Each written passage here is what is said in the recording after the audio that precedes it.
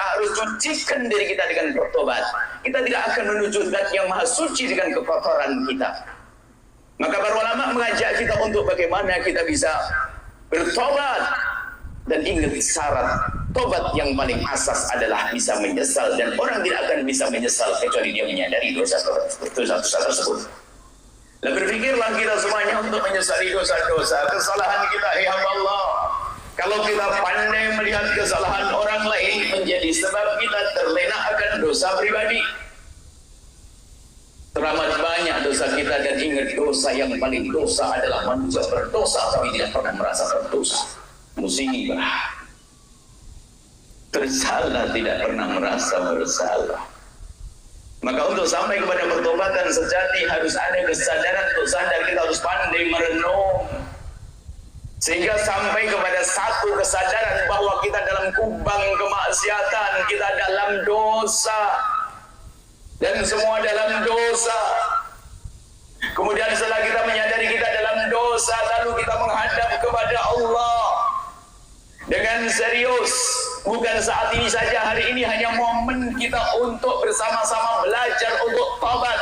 Akan tapi tobat sejati kita lanjutkan di tengah malam nanti, di saat Allah menyuruh anil mustaghfirin fa'firullah, mana yang minta ampun kepadaku akan aku ampuni. Nanti malam kita serius mengadu kepada Allah.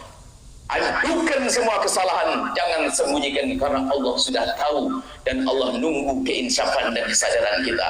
Adukan sebesar apapun dosa yang dilakukan oleh seorang hamba, jika ia menyadari itu dosa kemudian takut kepada Allah, maka yang katanya dosa gede itu akan menjadi kecil, bahkan bukan sekedar kecil, akan hilang dan sirna begitu saja. Sadari akan dosa itu. Begitu sebaliknya, jika ada orang biarpun itu dosa kecil tapi dibarengi dengan kesombongan, meremehkan dosa kecil, sekecil apapun dosa itu akan menjadi besar karena dosanya sombong kepada Allah Subhanahu wa ta'ala.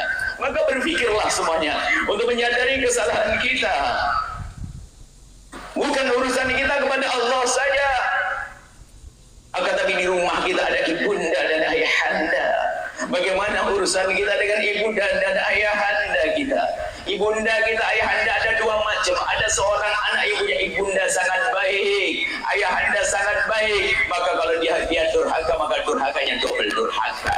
Ada orang yang punya orang tua tidak baik, kalau durhaka tetap durhaka, karena tidak ada alasan untuk durhaka kepada orang tua.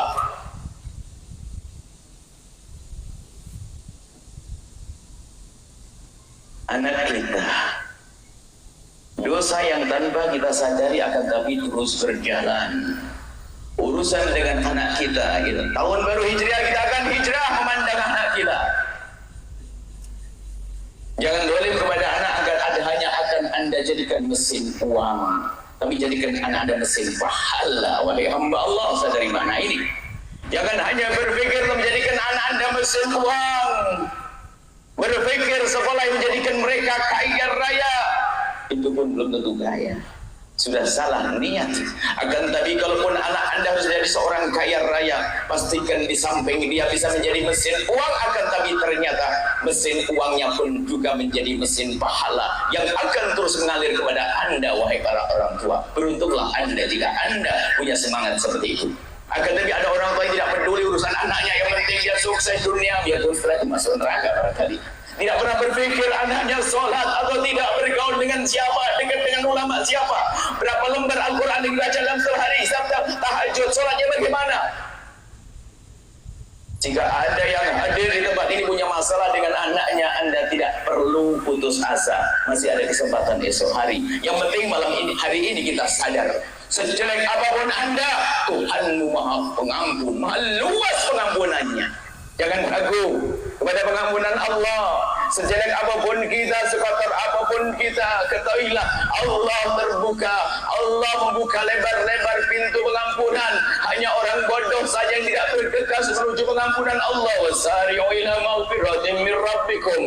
Bergegaslah hai ahli surga untuk menuju pengampunan Allah. Wa jannatin 'arduhas samawati wal ardu, dan surga, pengampunan untuk mendapatkan surga yang luasnya luar biasa. Bergegaslah wahai hamba Allah. Ayo menyesali semuanya urusan dengan ibundamu, ayahandamu, anakmu, suamimu. Mestinya engkau itu bersyukur wahai perempuan di saat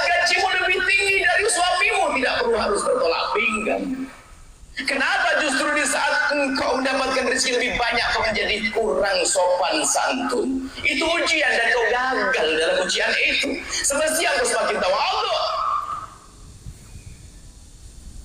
Dan wahai para suami, istrimu adalah melahirkan anak-anakmu. Kenapa harus kau kasarin dia? Berlemah lembutlah, kalaupun ada kesalahannya, capek dia. Kita harus benar-benar menginsyafi, menyadari kebaikan pasangan kita. Kalaupun ada kesalahan, dari dulu Anda memang menikah dengan manusia dan dia bukan malaikat, memang ada salah dan dosa. Tinggal bagaimana Anda menyikapi kesalahannya. Bukan bermusuhan, hai hamba Allah. Jangan jalani hidup di dunia ini dengan percekcokan, perselisihan, dan ingat yang biasa cekcok di dunia ini mukadimah sengsara di akhirat. Hati-hati, hai hamba Allah. Karena kalau ada percekcokan pasti ada kezaliman. Kezaliman membuat Allah murka. Pandang ke istrimu dengan kasih sayang dan cinta, pandang suamimu dengan kasih sayang dan cinta. Ini perlu renungan panjang. Kadang ada orang tertipu bisa baik kepada Allah. Bicara sholat malam tidak bisa dihitung berapa rakaat. Sholat jamaah iya, puasa tidak pernah putus. Akan tapi kadang kalau ngomong sama istrinya atau ngomong sama suaminya, sedikit seenaknya sendiri, tidak sadar kalau itu dosa. Dosa hai suami, dosa hai suami, dosa hai istri. Hari ini waktunya kita merenung. Jangan terus menuruti hawa nafsumu. Ingat, neraka pedih, menyakitkan. Akan tapi ingat, saat inilah kita untuk sadar. Yang kurang baik dengan pasangannya, ayo berbenah. Tanggalkan ego, tanggalkan kesombongan. Ayo kita pandang mereka dengan kasih sayang. Bahkan pembantu di rumah kita adalah bukan budak yang kita hinakan. Bisa saja pembantu di rumah kita ternyata lebih dekat kepada Allah. Kesombongan meruntuhkan seorang hamba. Pembantu di rumahmu, ingat dia adalah manusia. Bahkan kalau kita renungi, sepertinya pahala mereka itu jauh lebih banyak daripada bosnya. Karena waktu bosnya puasa, pembantu juga puasa. Bosnya tahajudan, pembantu juga tahajudan. Cuman bedanya kalau pembantu itu, bedanya waktu bosnya tahajudan yang nyiapin sajadah adalah pembantu. Tapi waktu pembantu tahajudan dia pernah bosnya nyiapin sajadah untuk pembantunya. Berarti gede pahalanya pembantu. Maka jangan remehkan pembantu, ya hamba Allah. Waktu Anda buka puasa dan sahur pun sama-sama buka dan sahur. Akan tapi perbedaannya adalah waktu Anda sahur dan buka, yang menyiapkan sahur dan buka Anda adalah pembantu. Dan pembantu tidak pernah Anda menyiapkan untuk mereka. Pandang mereka dengan kasih sayang, dan mereka umat kekasih Allah Nabi Muhammad. Jangan rendahkan siapapun, ya Allah. Tidak akan bisa menjadi orang tobat yang sesungguhnya jika dalam kesombongan.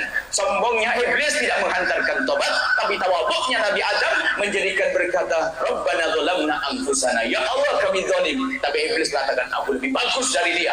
Oh, kesombongan penghalang orang untuk sampai kepada pertobatan yang sesungguhnya. Baik, ini adalah mukaddimah renungan, dan lanjutkan nanti. Masing-masing Anda harus punya waktu setiap malam pastikan. Setengah jam, 1 jam untuk menghadap ke kiblat.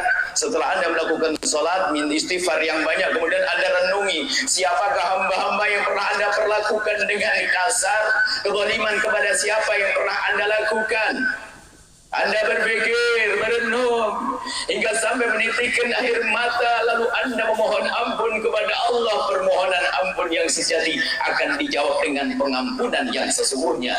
Bahkan akan menjadikan Anda masuk makom agung, makom mahbubiyah, dicintai oleh Allah. Innallaha yuhibbut tawwabin. Allah cinta dan senang dengan hamba yang dulu berdosa, akan tadi bergegas sujud salat. Kemudian, jika Anda memang orang yang hijrah sejati, ini menutup. Kalau hijrah Anda benar, tobat Anda itu benar, tandanya adalah pandangan Anda yang sejuk kepada orang-orang yang masih salah jalan dan tidak akan merendahkan. Kerinduanmu yang kuat untuk membawa mereka ke jalan pengampunan. Dan engkau akan merasa senang senang di saat melihat ada orang yang berusaha untuk meniti jalan pengampunan Allah. Anda senang. Tanda tobat yang sesungguhnya, hati Anda semakin tawadhu, tidak bisa merendahkan siapapun.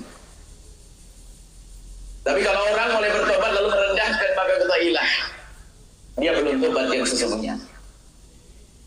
Itulah di antara yang kami hadirkan dalam senandung tadi, syair tadi, bahwasanya orang harus melewati 3 marhalah. Marhalah pertama, marhalah menyadari kalau dia dalam lubang kehinaan. Marhalah kedua, harus dia bertobat. Setelah lubang kehinaan, sadar bertobat. Setelah tobat belum cukup, Anda harus bisa mengajak orang kepada kebaikan.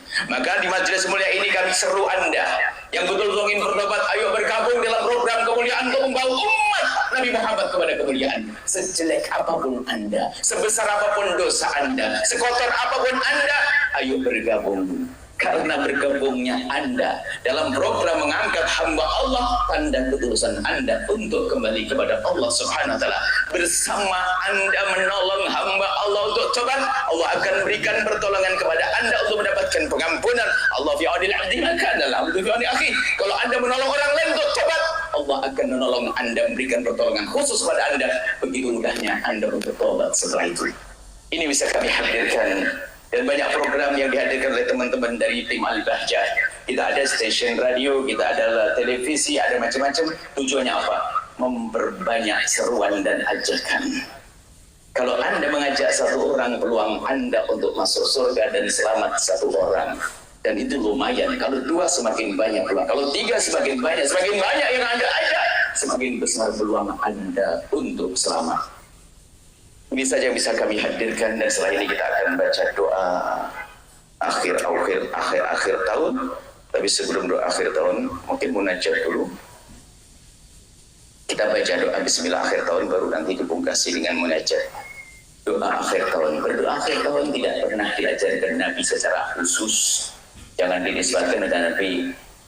Tapi doa ini adalah doa yang isinya adalah apa? Isinya introspeksi. Kemudian merencanakan, jadi jangan sampai diakhirkan. Kalau di pagi hari kita akan bisa mengingat dosa di malam hari, kemudian merencanakan apa yang bisa kita lakukan di siang hari. Kalau di siang hari, di sore hari kita menyesali dosa di siang hari, baru merencanakan kebaikan di malam hari. Begitulah orang cerdas. Maka dalam doa ini maknanya adalah makna keinsyafan, makna introspeksi. Jangan dikatakan bid'ah, tapi juga jangan dikatakan ini doanya Nabi Muhammad, bukan. Ini bukan doa Rasulullah. Rasulullah tidak mengajarkan doa khusus semacam ini, tapi Nabi mengajarkan kita untuk banyak berdoa. Kapan saja, hari ini, besok, siang, malam boleh. Baik, mari kita baca, baru nanti setelah kita bersama-sama mendengarkan tangan mohon kepada Allah. Kita baca bersama dan nanti akan kami sampaikan terjemahannya. Kita baca bersama. Bismillahirrahmanirrahim. Alhamdulillahi Rabbil Alamin. Allahumma salli wa sallim ala Sayyidina Muhammadin wa ala alihi wa ashabihi ajma'in. Allahumma lakal hamdu anta qayyimus samawati wal ardi wa man fihinna wa lakal hamdu laka mulkus samawati wal ardi wa man fihinna. Wa sallallahu ala sayyidina Muhammadin wa ala alihi wa sahbihi wa sallam. Allahumma ma amiltu fi hadhihi sanati mimma nahaitani anhu falam atub ya karim ya dzal jalali wal ikram an tataqabbalahu minni wa la taqda rajai minka ya karim. Wa sallallahu ala sayyidina Muhammadin wa ala alihi wa sahbihi وسلم. اللهم ya Allah, lakal hamdu, segala puji hanya bagimu ya Allah. Anta qayyimus samawati wal ardi, engkau yang mengurusi dan menegakkan, yang menjaga langit dan bumi. Wa man fihinna, dan yang ada di langit dan bumi. Walakal hamdu, dan segala puji bagimu. Laka mulkus samawati wal ardi, hanya bagimu lah ya Allah segala yang di langit dan di bumi. Wa man fihinna, dan siapapun yang ada di langit dan di bumi, ada di bumi adalah milikmu ya Allah. Wassallallahu ala sayyidina Muhammadin, semoga salawat dan salam ya Allah senantiasa terlimpah kepada Sayyidina Muhammad wa ala alihi, dan juga keluarga Sayyidina Muhammad wa sahbihi, dan semoga juga terlimpah kepada sahabat Sayyidina Muhammad wasallam, dan salam dan salawat semoga terlimpah kepada mereka. Allahumma ya Allah, ma'amiltu fi hadis sanati, apa yang telah kami kerjakan di tahun ini ya Allah, yang pernah kami kerjakan di tahun ini, mimma nahaitani, dari apa yang kau larang ya Allah. Kau larang untuk kami lihat, kau larang untuk kami ucapkan, kau larang untuk kami lakukan, tapi kami melakukannya ya Allah. Falam atubinhu, pun demikian aku tidak segera taubat ya Allah kepadamu ya Allah. Walam tardahu, dan engkau tidak akan ridha dengan dosa itu. Walam tansahu, dan kau tidak akan lupa ya Allah. Pun demikian, wahalumta, engkau berlemah lembut, berkasih sayang alaiya kepadaku ya Allah. Tidak kau turunkan siksa, tidak kau hukum kami ya Allah. Kau beri kesempatan kami sampai saat ini ya Allah, kami sekitar bukar ya Allah. Kalau demi dosa ya Allah, sungguh dengan dosa itu sungguh sangat cukup jika engkau akan hancurkan mata kami. Akan kami mohon jangan hancurkan mata kami ya Allah. Kami mohon ampun mata kami dengan dosa-dosa itu, dan hentikan dengan kasih sayang-Mu ya Allah. Hentikan dengan kasih sayang-Mu ya Allah. Jadikan hiburan mata kami dengan memandang yang halal ya Allah, dan jauhkan kami dari sebab kehinaan, jauhkan kami dari zina yang busuk, hina dan kau hinakan itu ya Allah, yang saat ini begitu mudah orang melakukan kehinaan zina ya Allah. Maka kami mohon ya Allah, jika ada di antara kami atau mendengar suara ini yang masih kena cari, ada di antara mereka ada hamba-Mu yang pernah terpeleset dalam hina dan busuk zina, kami mohon berikan kesadaran ya Allah. Kami mohon berikan kesadaran ya Allah. Kami mohon berikan kesadaran ya Allah. Kami mohon berikan kesadaran ya Allah. Ampuni mereka ya Allah, dan tutup aibnya di dunia sehingga di dunia tidak terhinakan dan tutup tidak terhinakan dan tutup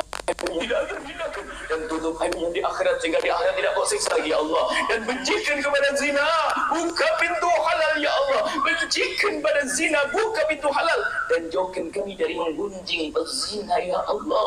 Ya Allah, ya Allah, cukupkan kami dengan yang halal dari-Mu ya Allah, hingga kami tidak melirik kepada yang haram ya Allah. Yang jualan di tempat ini ya Allah, yang berada di kiri kanan tempat ini, jadikan mereka penjual ahli surga ya Allah, yang hidupnya indah di kedepan hari ya Allah.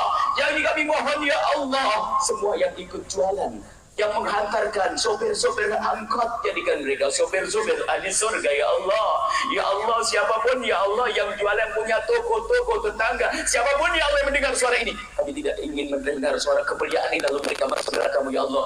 Ampuni mereka ya Allah, bimbing kami semua ya Allah. Dan kami mohon ya Allah, jika ada di antara mereka ada hamba-Mu yang tersakiti hatinya oleh kalimat kami mohon ya Allah, ganti dengan kebahagiaan dan ampuni kami ya Allah. Dan Masya Allah, dosa-dosa kami sangat banyak. Orang tua kami ya Allah, kadang kami berbuat kasar kepada ibunda, ayahanda kami ya Allah. Kami sadar mengerti yang berbuat, yang ya Allah, yang ada benci, ada dendam, ada marah kepada ibunda, yang kepada ayahanda Allah. Dan kami ya Allah, kadang kami mengucapkan kalimat kasar, kadang perilaku kami membuat mereka sedih. Maka kami Allah, ampuni kami dan ampuni orang kami ya Allah, orang tua kami ya Allah. Dan di saat kami wajah mereka ya Allah, kami wajah mereka keriput ya Allah, pandangan mereka buram berputih, pukul cantik, kadang kami sambil membentak mereka ya Allah.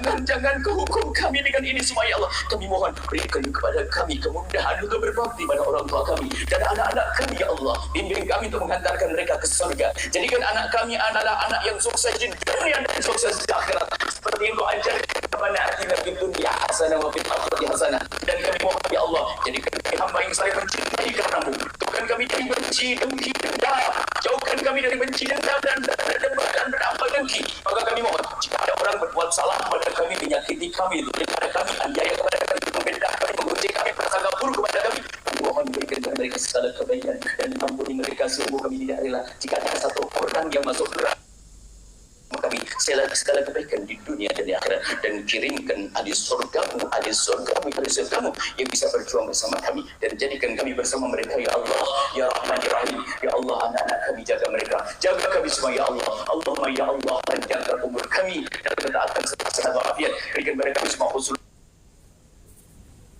khatimah dan iman, dan kami mohon ya Allah, jadikan kami akhir hayat kami kelak saat wajah mencabut nyawa kami ingin saat itu ya Allah hati dan lidah kami mampu mengucapkan kalimat agung dan mulia la ilaha illallah sayyidina Muhammadur Rasulullah, la ilaha illallah sayyidina Muhammadur Rasulullah, la ilaha illallah sayyidina Muhammadur Rasulullah sallallahu alaihi wasallam. Rabbana atina fid dunya hasanah wa fil akhirati hasanah wa qina adzaban nar. Sallallahu ala sayyidina Muhammadin wa ala alihi wa sahbihi wasallam. Alhamdulillah rabbil alamin. Al-Fatihah.